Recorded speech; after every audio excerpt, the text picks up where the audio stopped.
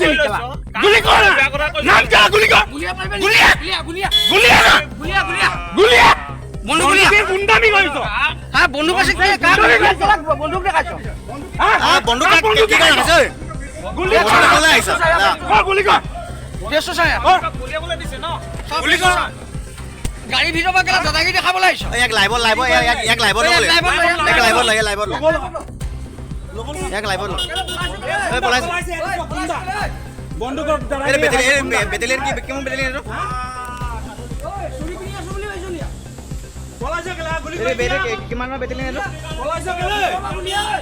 press দিৱস আজিৰ দিনটোত নাজিৰাৰ সাংবাদিকসকলে যিটো পৰিস্থিতিৰ সন্মুখীন হ'ল বা হৈ আছে আজি পৰ্যায়ত এই মুহূৰ্তত অতি দুৰ্ভাগ্যজনক অতি দুখজনক কাৰণ আজিৰ দিনটোত প্ৰেছৰ যিসকল ব্যক্তি তেওঁলোকৰ উলহ মালহৰ এটা দিন আৰু আজিৰ দিনটোত আজি ONGCৰ নিৰাপত্তাৰক্ষী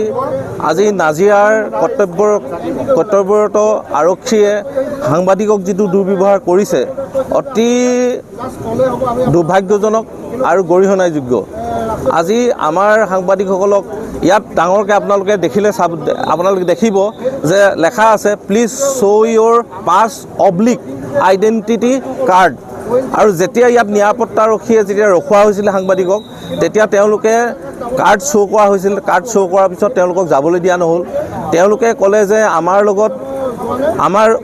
ওপৰৰ বিষয়াসকলক মাতক তেতিয়াহ'লে তেওঁলোকে মতাৰ বিপৰীতে এটা নিৰাপত্তাৰক্ষী মাতিলে নিৰাপত্তাৰক্ষীয়ে ইয়াত আহি সাংবাদিকক কাক কৰি বন্ধুকে কাক কৰি গুলিয়াই ভাবুকি দিলে গতিকে ইয়াতকৈ আৰু আজিৰ দিনটোত প্ৰেছৰ দিৱসৰ দিনাখনি সাংবাদিকক যিটো দুৰ্ব্যৱহাৰ কৰিলে তাতোতকৈ দুৰ্ভাগ্যজনক বিষয় নাই গতিকে মই আজি এই যিটো কলা দিৱস আজি সাংবাদিকৰ কলা দিৱস হিচাপে মই অভিহিত কৰিছোঁ আজি সাংবাদিকৰ নিৰাপত্তাটো নাই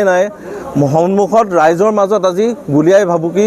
মৰাৰ ভাবুকি দিয়া হ'ল গতিকে ইয়াৰ উচিত ব্যৱস্থা লাগে আমি সেইটো কাৰণে ইয়াত অৱস্থান দমন কৰিছোঁ আজি বহি আছে সকলো সাংবাদিক কোনো ঘৰলৈ যোৱা নাই গতিকে এনেকুৱা এটা পৰিস্থিতিত গতিকে মই বিচাৰোঁ যে গোটেই দৃষ্টি নিবন্ধ হওক নাজিৰা সাংবাদিকসকলক লৈ যে সকলো সংবাদ মাধ্যম একত্ৰিত হওক